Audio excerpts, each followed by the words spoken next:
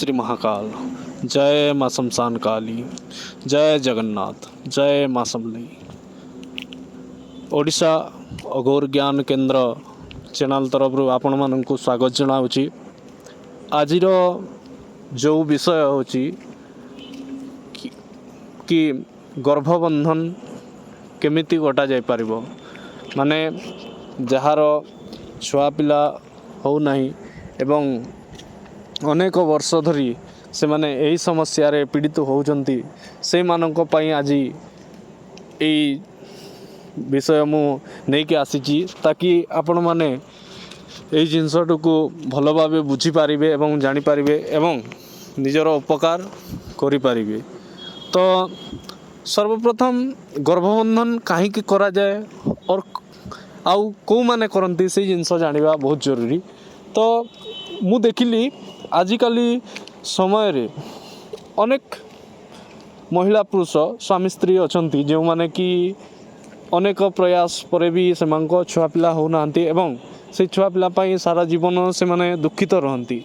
तो मु भाविली माँ को आशीर्वाद रु जदि आमे कहार भी किछि भलो करि पारिबा ताहले बहुत उपकार हबो, लोकों को उपकार हो वीडियो माध्यम रु। तो मु ताहा भावी कि ही ए वीडियोटी बनैली।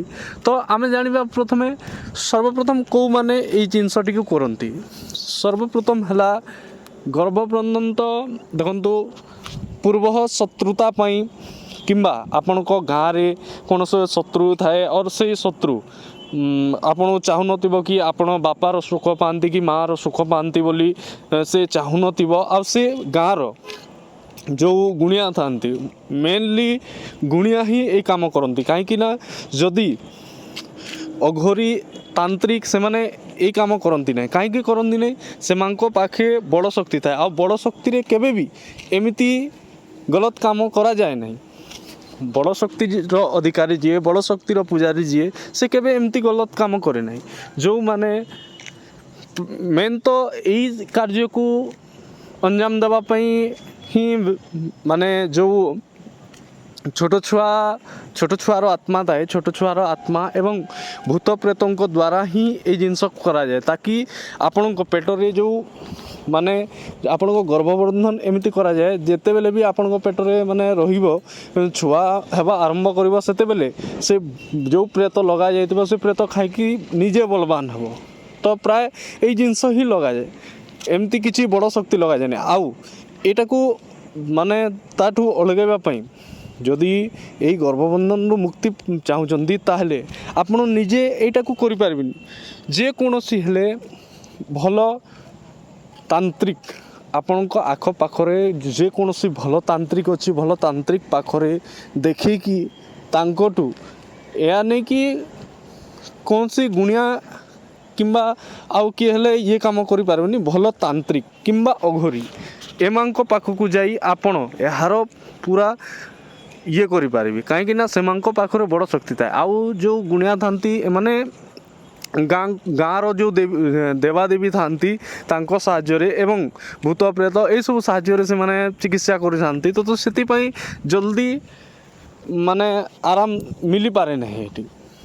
आउ आपण जदि कौन बड़ शक्तिर पूजारी पाखक जी बड़ शक्तिर अधिकारी पाखक जी ताहले से निश्चय करि पारबो कहीं ना बड़ शक्ति एतिरे जते ठिया हुए बड़ शक्ति जते बेले लगा जाए तो छोट शक्ति स्वतः ही माने हटि जाए। आ गोटे कथा मन रखिथिबे जेबे भी जो काम भी करांती एमती जेते बेले तंत्र द्वारा कौनसी काम होता है से तंत्र द्वारा काम होइतिबा समय रे अगर आपण जदि से काम को का पाखु नहीं चंती आ से जदि काम करि पारलानी ताहले जो शक्ति लागिबो से डबल माने रिस्मी डबल हो जिवो तार आउ क्षति करिवो। से जदि आपणक छुआ पिला रहिबा को दउनी एवं से नष्ट करूची ताहले आपणको भी कष्ट देबा आरंभ कर देबो।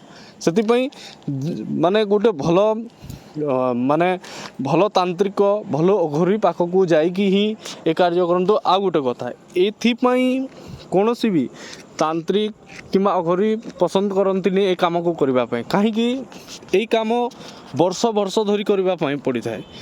गोटे छुआ गोटे माने पेटरे जदि छुआ रहुना ताहले से छुआ हेबा पर्यंत गोटे 3 मास हेबा पर्यंत से छुआ को ଛୁଆକୁ 3 ମାସ ହେବା ପର୍ଯ୍ୟନ୍ତ ଶକ୍ତି ଲଗାଇବାକୁ ପଡ଼ିଯାଏ। ସେଥିପାଇଁ ଅଘୋରୀ ତାନ୍ତ୍ରିକ କିଏ ବର୍ଷ ବର୍ଷ ଧରି ଶକ୍ତି ଲଗାଇବା ପାଇଁ ଚାହିଁନାହାନ୍ତି, ସେମାନେ ଚାହଁନି କି ମୁଁ ବର୍ଷ ବର୍ଷ ଧରି ଏ ଶକ୍ତିକୁ ଲଗାଏ।